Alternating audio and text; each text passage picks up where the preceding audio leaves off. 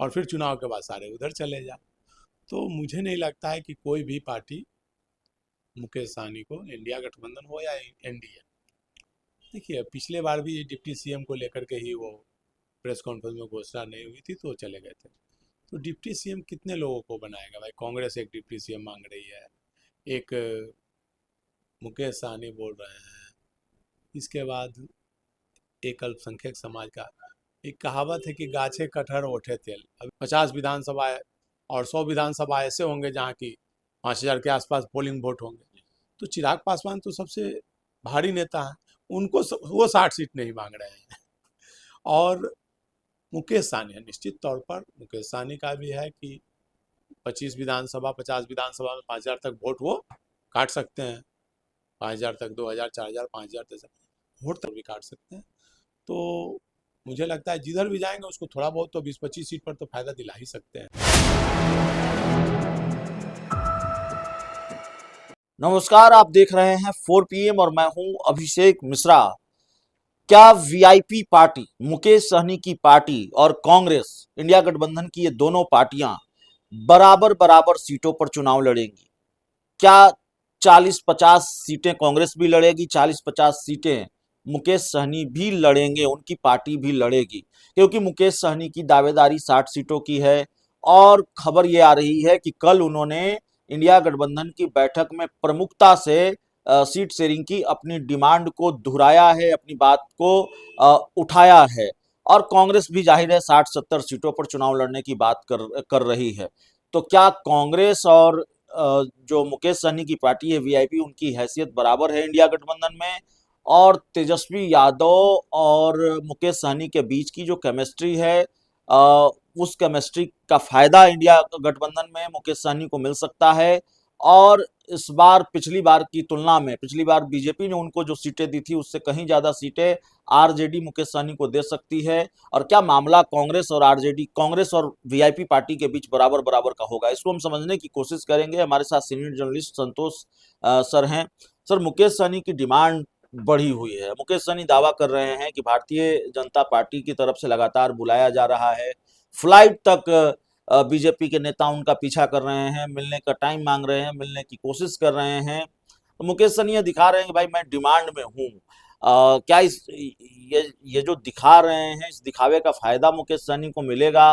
कांग्रेस और VIP party बराबर सीटों पर लड़ेगी, क्योंकि मुकेश सहनी भी 60 सीटें मांग रहे हैं और कल इंडिया गठबंधन की बैठक में उन्होंने बहुत पुरजोर तरीके से इस मांग को रखा है तेजस्वी यादव के सामने। देखिए, सबसे पहली बात, मुकेश सहनी को मुझे नहीं लगता है कि 60 सीट इंडिया गठबंधन में मिल पाएगी। इंडिया गठबंधन क्या, एनडीए में भी 60 क्या 30 नहीं मिल पाएगी। जब चिराग पासवान जिसके पास 5-5 सांसद है उनको 30 सीट नहीं मिल रही तो मुकेश सहनी को क्या मिलेगी? तो पहली बात कि मुकेश सहनी बार्गेन कर रहे हैं अपना दोनों तरफ, भाई कि हमको वहाँ से मिलेगा, लेकिन कहीं भी सीट है कहाँ जो इनको सीट मिलेगी ज़्यादा?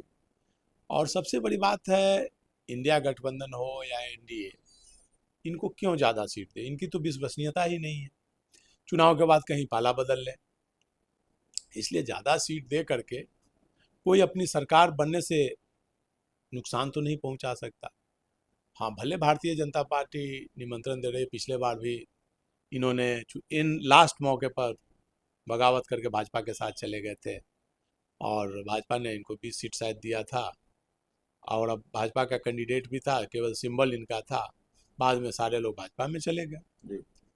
तो इस बार भी कमोबेश वही स्थिति हो सकती है, भाजपा 20 के बदले 25 दे दे, 30 दे दे, लेकिन कैंडिडेट भाजपा का ही रहे और फिर चुनाव के बाद सारे उधर चले जाए। तो मुझे नहीं लगता है कि कोई भी पार्टी मुकेश सहनी को, इंडिया गठबंधन हो या एनडीए, 25-30 सीट दे सकती है। 30 सीट से ज़्यादा कोई नहीं दे सकती है। डिप्टी सीएम की कुर्सी मिलेगी? डिप्टी सीएम को लेकर तो तेजस्वी यादव ने मुकेश सहनी से वादा भी किया है। देखिए, पिछले बार भी डिप्टी सीएम को लेकर के ही वो प्रेस कॉन्फ्रेंस में घोषणा नहीं हुई थी तो वो चले गए थे।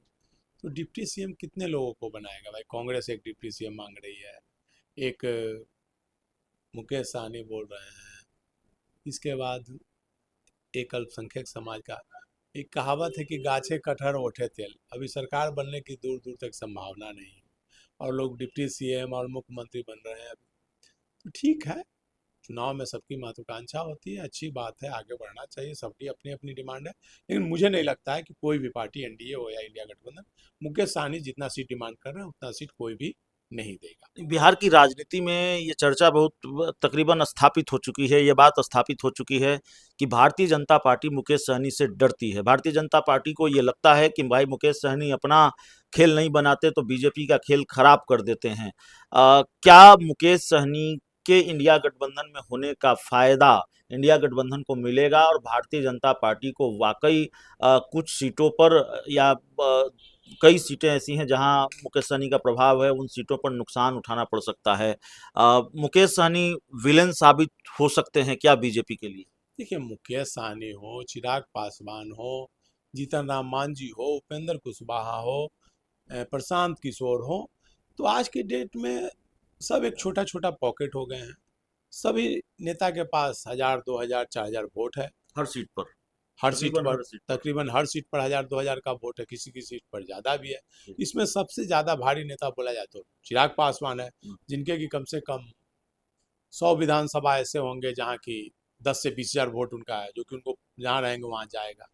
50 विधानसभा है और 100 विधानसभा ऐसे होंगे जहाँ की 5000 के आसपास पोलिंग वोट होंगे।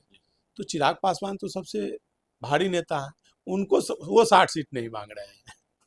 और मुकेश सहनी है, निश्चित तौर पर मुकेश सहनी का भी है कि 25 विधानसभा, 50 विधानसभा में 5000 तक वोट वो काट सकते हैं।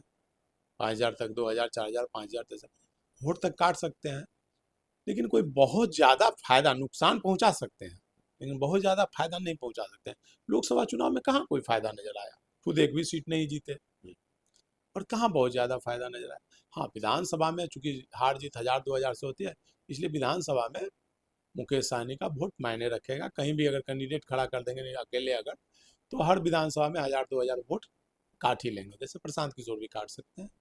तो मुझे लगता है जिधर भी जाएंगे उसको थोड़ा बहुत तो 20-25 सीट पर तो फायदा दिला ही सकते हैं। जी, तो 20-25 सीटों पर कम से कम इंडिया गठबंधन को फायदा दिला सकते हैं मुकेश सहनी, इंडिया गठबंधन के साथ रहेंगे तो। और अगर एनडीए में रहेंगे, जिसकी संभावना कम है, तो एनडीए को भी फायदा दिला सकते हैं।